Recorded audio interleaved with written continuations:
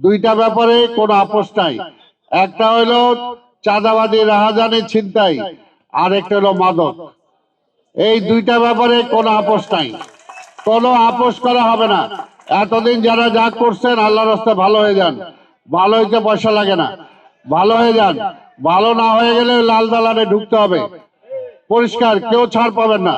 কারণ আমরা সেটা চাই না, এবং আমাদের সরকারের পরিষ্কার নির্দেশ, আমাদের প্রধানমন্ত্রীর নির্দেশ যে এইগুলো যারা করবে সে কোনো আমার দলেরও হতে পারে না।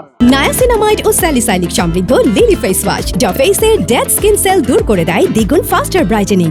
আমার দলের যারা আছেন নেতা কর্মী, আপনারা এমন একজন সংসদ সদস্য পেয়েছেন, আপনার আন্দোলন সংগ্রাম করতে যে কখনো আপনাদের পকেটের টাকা খরচ করতে হয় নাই।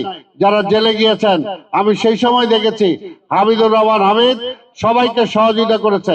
এখনো বলতে চাই, আমাদের যে সমস্ত ছেলেপেলে আছেন আপনাদেরকে কিভাবে প্রোভাইড করতে হবে, আপনাদেরকে কিভাবে কাজ করে দেওয়া যাবে, আপনাদেরকে কিভাবে চাকরি দেওয়া যাবে, সেগুলোর দায়িত্ব আমার আর হামিদের, আমার আর হামিদের। আপনাদের কর্মীদের দায়িত্ব আমাদের হামিদের যদি থাকে, তাহলে কি আপনাদের অন্য কোনো পথে যাওয়া লাগবে? অন্য কোনো পথে যাওয়া লাগবে না। কাজেই সবাই ঠিক পথে থাকবেন। আর এলাকায় পরিচ্ছন্নতা কর্মসূচি করতে হবে, যেটা আপনাদের এমপি সাহেবকে আমি বলেছি, উনি প্রোগ্রাম দিবে। মশক নিধন প্রোগ্রাম করতে হবে। আর মশার জন্য প্রত্যেকটা বাড়ি ঘর নিজেরা পরিষ্কার রাখতে হবে। এই এলাকা পুরা এই নির্বাচনী এলাকাটা বেশিরভাগই হলো মার্কেট ব্যবসায়ীরা। কাজে মার্কেটে যারা আছেন তাদেরকেও বলবো যে আপনারা মার্কেট করে সারাদিন সারা রাত করলেন, যাওয়ার সময় সব আবর্জনাগুলো দোকানের বাইরে ফেলে গেলেন, এটা তো হবে না। আপনাদের দোকানের বা আপনাদের বিল্ডিং এর আবর্জনাগুলো যে কোনো একটা ব্যাগে রাখবেন।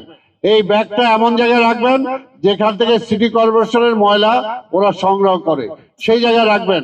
আর একটা কথা, ময়লা আবর্জনা যারা বাড়ি বাড়ি থেকে সংগ্রহ করেন, পরিষ্কার বলতে চাই, 100 টাকার বেশি যদি কেউ কোনো বাড়ি থেকে নিয়েছে শুনি, তাহলে সেই কন্ট্রাক্টরের অনুমোদন থাকবে না, বাতিল করে দেওয়া হবে। পরিষ্কার কথা, জনগণ ভোট দিয়ে হামিদকে নির্বাচিত করেছে।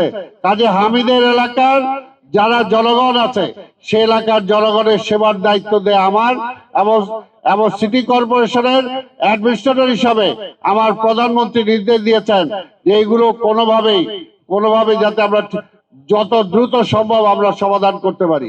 যে সমস্ত দাবি মশার ব্যাপারে ক্র্যাশ প্রোগ্রাম হামিদ নিবে এবং হামিদের নিয়ন্ত্রণে চলবে সবগুলো যে কয়টা ওয়ার্ড আছে, প্রত্যেকটা ওয়ার্ড। কাজে এটাও আপনাদের মনে রাখতে হবে যে আমরা ক্লিন সিটি চাই, আগের পুরনো ঢাকার ঐতিহ্য ফিরে পেতে চাই।